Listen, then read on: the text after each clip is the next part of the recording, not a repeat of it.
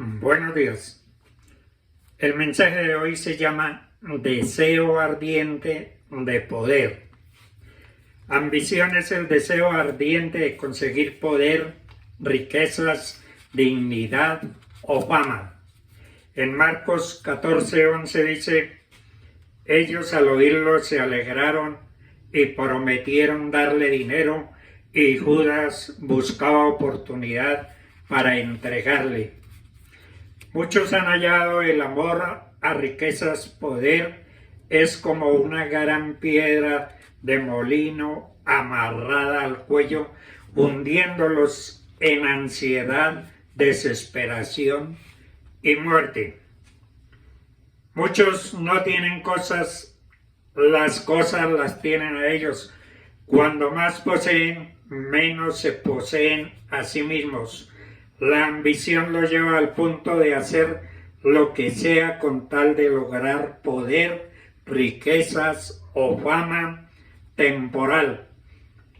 Pero el que ha aprendido a valorar las cosas eternas no pone su mirada en las cosas de la tierra, sino en las cosas celestiales. La palabra de Dios nos muestra que los años de vida de cada persona son cortos. La ambición y la envidia son suicidas, pueden llegar a costarnos la vida. Pablo dice que los envidiosos son dignos de muerte, porque la envidia es un pecado y la paga del pecado es muerte, y los envidiosos no entrarán en el reino de los cielos. La maldad de Sodoma consistió en parte por la soberbia que envolvió a sus gobernantes hasta llegar a tener abundancia de ociosidad, homosexualidad, y no fortaleció la mano del afligido y menospreciado y necesitado. Cuando hay ambición y terquedad es peligrosa para nuestra vida, porque con ello demostramos que nuestro corazón está lleno de soberbia, siempre están defendiendo sus posiciones totalmente erradas. Le cubren el rostro a Amán, y ya se determinó por parte del rey que moriría. La reina Esther era muy amada, especialmente por los eunucos que la servían, y uno de ellos dijo al rey: en la casa de Amán hay una horca de 50 codos que él hizo para colgar a Mardoqueo. Y el rey respondió: cuelguen a Amán en ella.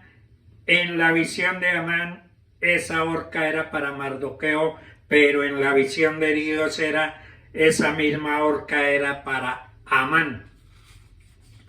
En esa destrucción que está preparando algún demonio o ese mal que está planeando contra ti, ahí va a caer ese mismo demonio.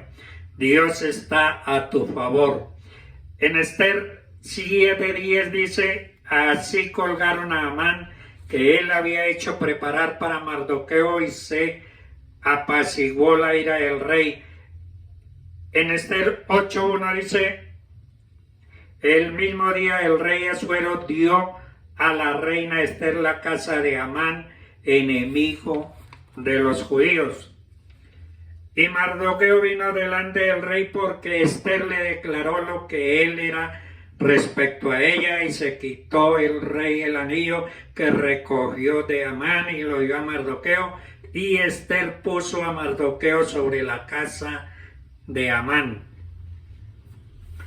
Ahitofel, el príncipe Absalón, se había rebelado contra su padre David, buscó consejo en Ahitofel, que tuviera relaciones con las concubinas de su padre. Absalón le hizo caso, pero en la segunda ocasión que le pidió consejo, Ahitofel se ofreció perseguir y matar a David. En esa oportunidad Absalón rechazó sus palabras. Entonces Ahitofel regresó a su pueblo y ordenó sus asuntos familiares, y luego se ahorcó. Zimri fue un comandante en aquel tiempo. Elá gobernaba a los israelitas en la ciudad de Tirsa. Zimri aprovechó que el rey estaba ebrio y lo asesinó. De ese modo ascendió al trono. Sin embargo, en cuanto los israelitas se enteraron de la traición, nombraron a Omri general del ejército como rey, acorralado por el nuevo rey y su ejército. En lugar de enfrentar a sus enemigos, Zimri se encerró en el palacio e incendió el lugar y así se suicidó.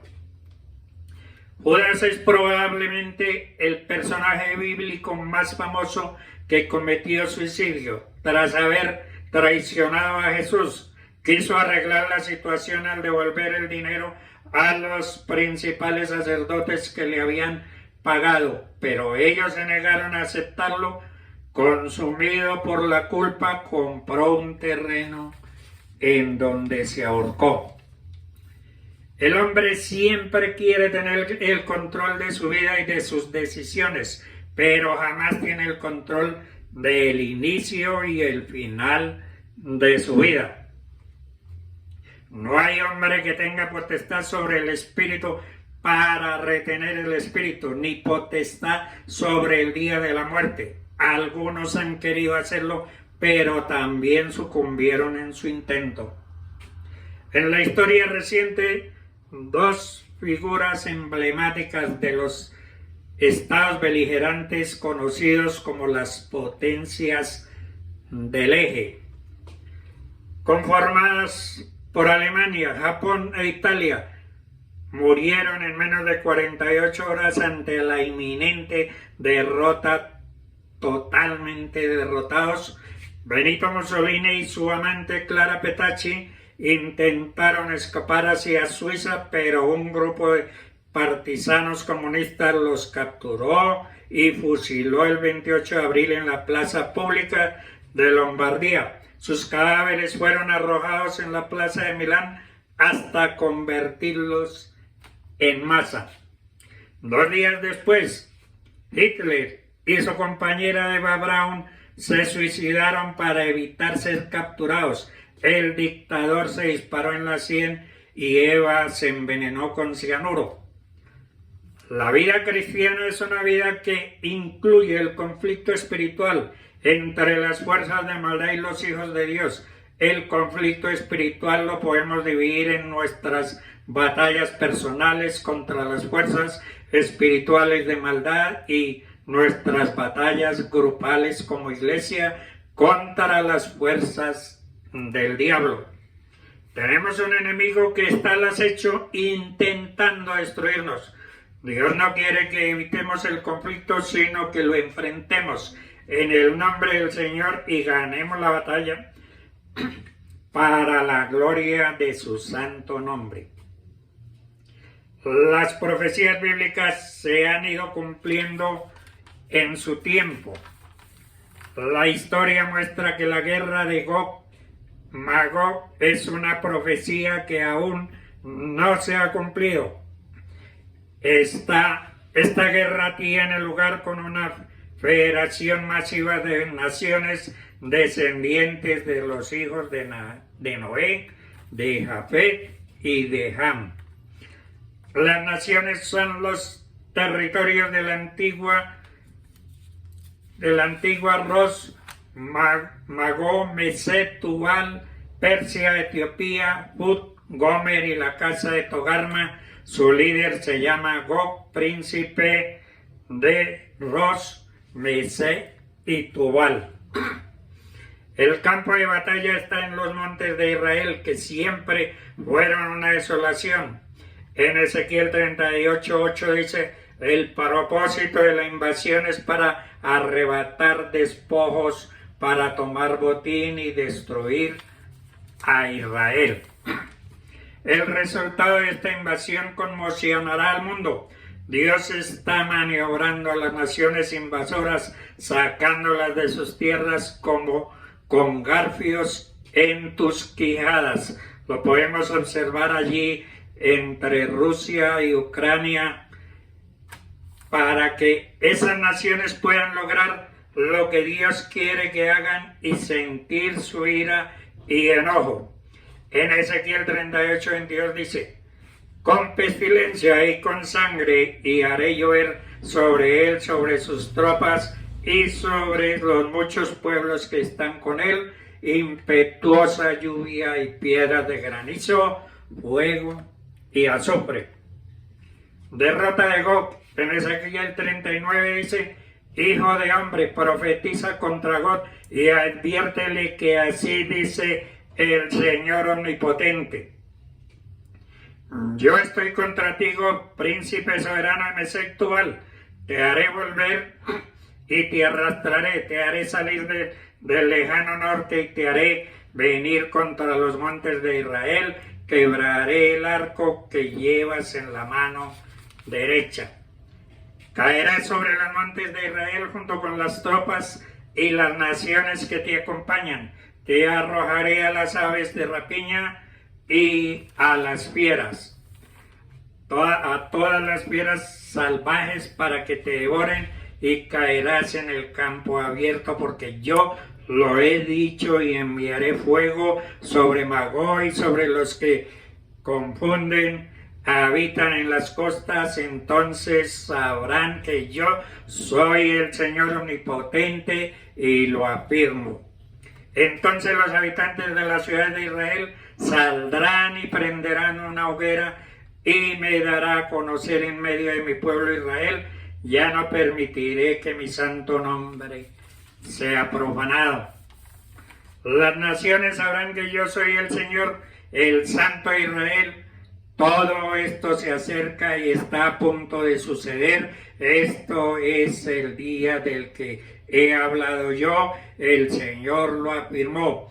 Entonces los habitantes de la ciudad de Israel saldrán y prenderán una hoguera, y allí quemarán sus armas, escudos, bronqueles, arcos y flechas. Mazas y lanzas. Tendrán suficiente leña para hacer fuego durante 7 años. No tendrán que ir a buscar leña al monte, ni tendrán que cortarla de los bosques, porque la leña que usarán serán sus propias armas. Además saquearán a sus saqueadores y despejarán a sus despojadores. Lo afirma el Señor: en aquel día abriré en Israel, en el valle de los viajeros, frente al mar, una tumba para Gog. Ese lugar le cortará el paso a los viajeros. Allí enterrarán a Gog y a todo su ejército, y lo llamarán Valle del Ejército de Gog, para enterrarlos y purificar así el país.